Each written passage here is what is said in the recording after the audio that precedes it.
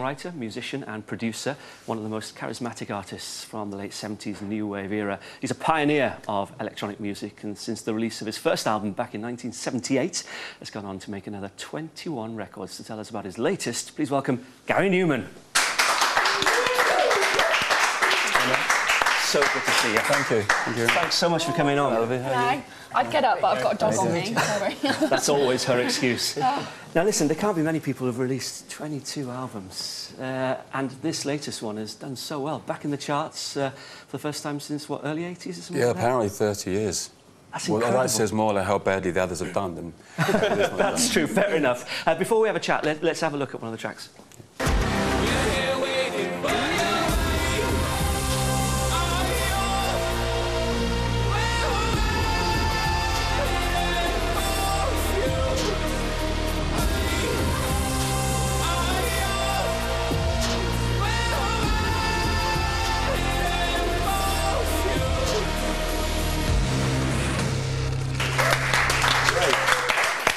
The album's called Splinter, and basically the last 5 or 6 years of your life have inspired, is that right?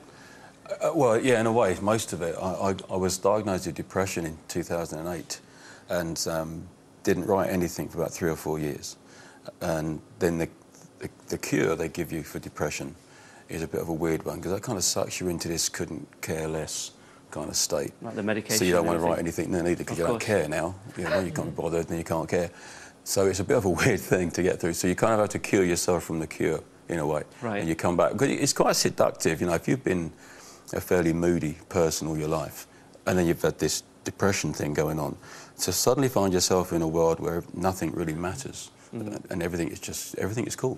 You know, you don't want to come out of that. You like being there. So it took me a while to get through that. I know that your wife helped you a lot as well, because you almost lost your marriage at one point because of the change in you. But well, I take all the blame for that. It wasn't all my fault, actually. She had postnatal depression for about 4 years.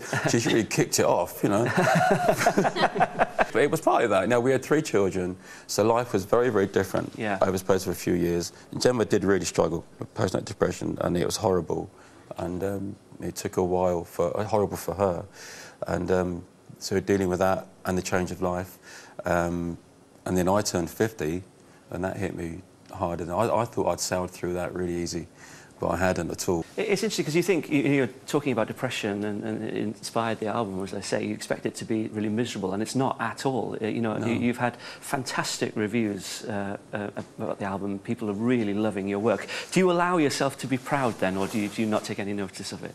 Well, no, I am proud of it. I am proud, and it isn't a depressing record.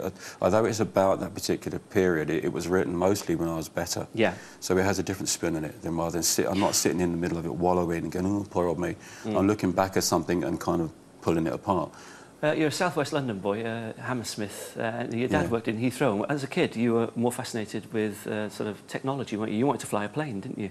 Yeah, from when I was very young, yeah. The whole technology geeky thing is what attracted me to synthesizers. Right. You know, I went to a studio to make a punk album. I was in a 3-piece guitar-based punk band. Yeah. And I went to a studio to record what should have been our first album. And this kind of fascination with technology kicked in because I saw a synthesizer in the corner, and they let me have a go of it.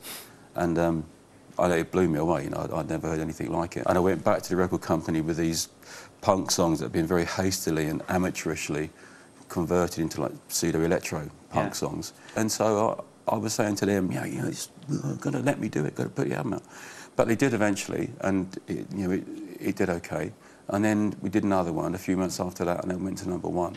So it went good really quick, luckily. What I love about the story is your parents sound fantastic, because didn't they use their life savings to buy you all this musical equipment, and they really encouraged you? Yeah, I didn't know they were doing that, though. I really didn't. No, they bought me a really good guitar, a Gibson Les Paul, when I was, I don't know, 15, 16, which is an amazing thing to get. Yeah. And then my dad got me a van so we could gig.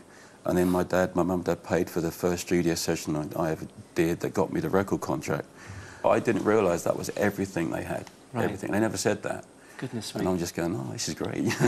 and it was a brilliant thing to do. How much of a millstone were those massive hits in the 80s? You know, does your heart sink when people say Cars? Not really. I've had a funny relationship with cars in a way, because For a long time, I would do a radio interview, and they would play Cars when I got there, and Half Inch Electric when I left, and nothing in between. No. And so it became an obstacle.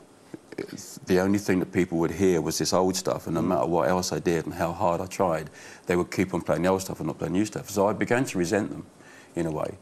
And then I started to realise that that was actually quite childish. You know, I should be proud of them. You're still writing as well, and still writing great music that people want to hear. You know, what's lovely about this new album is that it's obviously brought a whole new legion of fans as well, that maybe hadn't heard of your music before or hadn't associated you with that song. No, or weren't born. Yeah. Sorry. Most of the new people coming to see me now weren't born when Cars came out. You know the whole image thing, because I know you actually did get your pilot's license eventually when you were on Top of the Pops. I think is the day you got your pilot's license. Yeah. And the whole Top of the Pops image. Is it true that you turned up to the studio and you had lots of spots, and so they just put loads of makeup on you, and that's how the image was kind of born? Partly, it's not entirely true. I've been a bit glib with that in the past. The whole look of it was based on characters that I was writing. I used to write short stories. Okay. And that album was called Replicas, and it had a song called Half Inch Electric on it. Yeah. And they were all characters. So the person I was on stage was a character from a book, stories that I've been writing.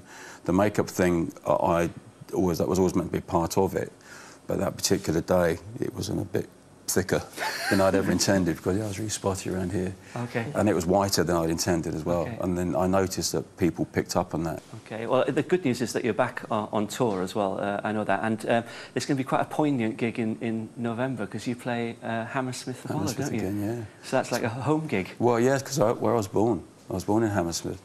And when I was a kid, most of the gigs I would go to see were there. It was my place. It was where I did all my dreaming, looking up at the people on stage and seeing them up there doing it, that was everything.